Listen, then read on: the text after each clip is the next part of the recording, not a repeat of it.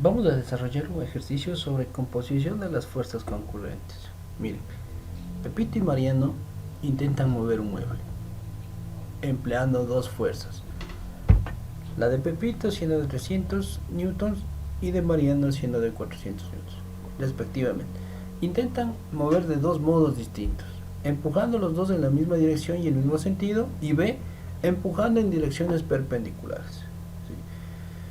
Lo que nos pide el ejercicio es determinar cuál de las dos maneras es óptima para desplazar el armario. ¿Sí? Sacamos los datos, miren, la fuerza 1 que es de Pepito es igual a 300 newtons y la fuerza 2 que es de Mariano es igual a 400 newtons. Para el primer literal, si empujan en la misma dirección y el mismo sentido. Si empujan en la misma dirección y el mismo sentido, vamos a tener una fuerza resultante que va a tener el mismo sentido de ambos. ¿Sí? Por ejemplo, miren, si Mariano aplica una fuerza de 300, si Pepito aplica una fuerza de 300 newtons y Mariano aplica una fuerza de 400 newtons, la suma de las dos me va a dar 700 newtons. Eso quiere decir que la suma total de la fuerza 1 y la fuerza 2 va a ser igual a 700 newtons. ¿Sí? ¿Por qué? Porque la fuerza 1 es de 300 newtons y la fuerza 2 es de 400 newtons. Y las dos se están aplicando en el mismo sentido y en la misma dirección. Y cuando dos fuerzas van en el mismo sentido y en la misma dirección, se suma. ¿Sí? Que la fuerza resultante neta va a estar en la misma dirección y en el mismo sentido.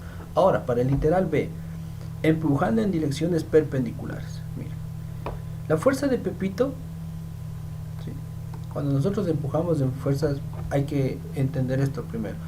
Cuando nosotros calculamos la fuerza resultante de dos fuerzas perpendiculares, como en este caso la fuerza 1 de Pepito y la fuerza 2 de Mariano, hay que aplicar el método del paralelogramo, en donde trazamos paralelas al eje de las X, que en este caso es la fuerza 1 de Pepito, y al eje Y, que es la paralela, que es la fuerza 2 de Mariano, teniendo como la unión de las dos mi fuerza resultante.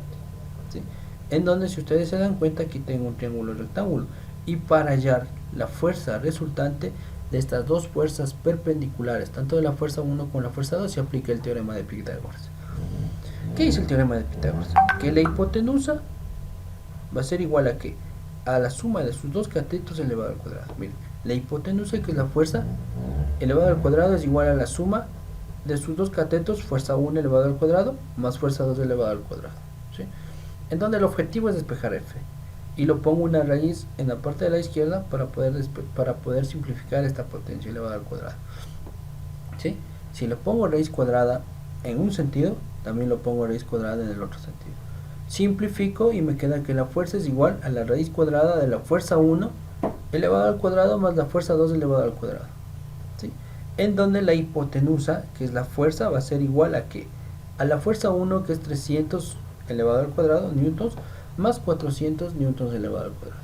¿Sí? Ingresando todo esto en una calculadora, tenemos que la fuerza es igual a 500 newtons.